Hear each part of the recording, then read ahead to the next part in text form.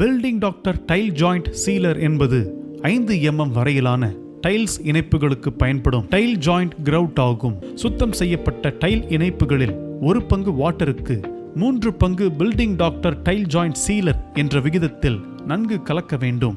குறிப்பாக முதலில் தண்ணீர் ஊற்றி பின்பு கொஞ்சம் கொஞ்சமாக டைல் ஜாயிண்ட் சீலரை கொட்டி கலக்க வேண்டும். 5 mm விட அதிகமான இணைப்புகளுக்கு building doctor tile joint sealer LQவை பில்டிங் டாக்டர் டைல் ஜாயிண்ட் சீலருடன் கலந்து பயன்படுத்தலாம்.